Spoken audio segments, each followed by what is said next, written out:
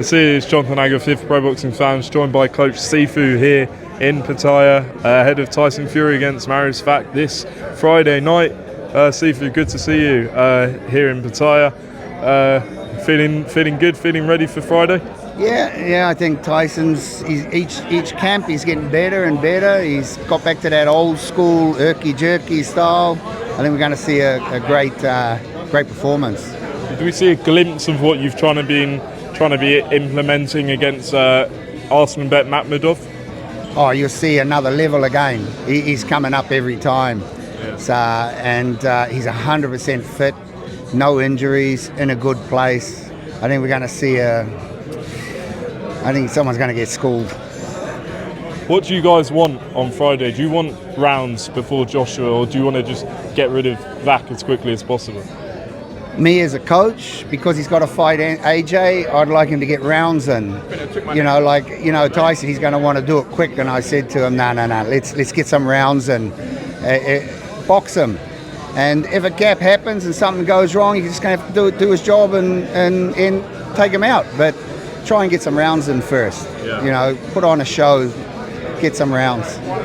How, when you were first told that this fight was going to happen in Pattaya, what was your reaction? To be honest, I thought Tyson was joking because, he's in negotiations with Ireland and other things, and he turned down a big payday for this. And he says to me, Sifu, I want to do something for Thailand. And I joked. I just cracked a joke and says, yeah, fight here. Next morning he comes in from the run and he says to me, I'm cancelling Ireland. I'm going to do the show here. I said, what? Are you serious? I said, no way he can handle what you're going to do. He says, yep, I'm going to do it. And I'm going to donate all the dough to a charity. So we all jumped on board, started doing all the groundwork, and within 2 days it was feasible. What are people in store for? How do you think the fans will get on board with this? Because I doubt there's been anything as big as this, or anyone as big as Tyson Fury in his stature fighting here. Look, nobody. This is the first time in the history. It's probably the first time in the heavyweight history of boxing that a guy that makes money like Tyson does from fighting has done this. They wouldn't risk it. Nobody's going to risk it, would they? Fighting in a stadium for 2,000 people, closed doors, no TV, paying for everything himself. Nobody's going to do that. I've known him a long time, and he's not what you see on the media. He's a humble guy. He's genuine. He's humble, and one thing is he'll do what he says. So, I'm proud to be his friend and to coach him. It's an honour. Yeah. Obviously, the carrot being dangled is the Joshua fight. He fights Saturday night against Prenga. Nervous, or do you think both men are going to come through and finally get this fight on? Look, every time someone gets in a battle, it doesn't matter whether it's against a guy not experienced. Accidents can happen, and that's the only thing I'm nervous about. Just imagine AJ gets damaged or cut or something, or hand broken, or Tyson gets something that postpones everything again. But that's the fight game. So that's my only concern. The opponent AJ's fighting, I don't think it's a problem for AJ. And the guy Tyson's fighting probably a guy a little, he went 10 rounds with a ranked contender. He's not a bum. And anyone who can punch is dangerous. So as long as we stick to the game and box, when a gap happens, take advantage of it, we'll be all right. AJ said, he's fully focused on Prenga. He's not going home and watching tape of Tyson yet. Are you guys the same, or are you guys already sort of studying, getting ready for AJ? Look, this camp's a warm-up camp and a warm-up fight for AJ. So the training we're doing is substituting both of them, not just one. AJ's the main game. The warm-up there, we want a tough warm-up. And that's what we've done. We picked. Everyone says, "Oh, why'd you pick him? He's a big boy." But what's the use of picking a bunny? Better to have a good fight, and then you're ready for the big one with AJ. If we pick the bunny, we're just wasting the time of 6 weeks of camp. And he's trained really, really hard, super hard. Like he could do 18 rounds if he had to. Do you think, Joshua's, at that same level he was? Obviously, he's coming off a car crash. We don't really know until we see what he does on Saturday night. But, Tyson fighting him maybe 5 years ago. How do you think both of them have changed? I think they've matured in the way they do things. Look, AJ's had. I feel sorry for him, mate. God bless him. What happened to him. And Tyson's the same. Tyson feels sorry for what happened as well. But now we're in the sport mode. It's a different mode again. We're back in the fight game.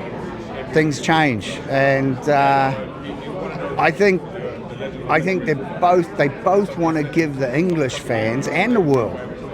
They want to give them everything they got, because this fight's been waiting for 5 years. I know Tyson's going to go in there and do his very best, and he wants to look his very best. That's why he's spending so much time here.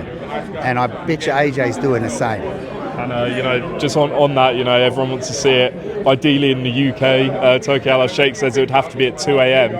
As you, as a trainer and, part of Tyson's team, if they said to you, look, you've got to fight at 2 a.m. to deliver this in the UK, how would you feel about that? Because, you'd have to sort of acclimatise to something completely different, a few hours later than you'd all be used to. But, yeah, what's your thoughts on that as a coach? Yeah, you got climatiser, you got jet lag, you got all these things to take into account. I'll tell you one thing about Tyson. Tyson can wake up at 1 o'clock in the morning and within 30 minutes give 100% in the gym. He's a freak. I've trained a lot of guys. Tyson's a freak. When he gets in that gym, doesn't matter how he feels, he'll give 100%. Whether he's got to fight at 2 a.m. in the morning, 10 o'clock at night, he's going to give 100%. As a coach, yeah, sure, I'd like the time frames to be back a little bit, but we've just got to do the logistics and work around it. That's the way it is. Like Big John Fury says, a fight's a fight. Whenever it happens, and that's how we train.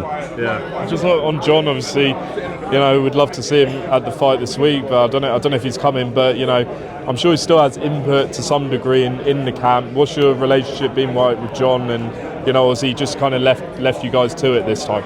No. Big John's a good friend of mine. I love the guy to death. And every night we talk. We message every night. I update him what we're doing. He gives me input. I give him what I'm thinking. I send video clips.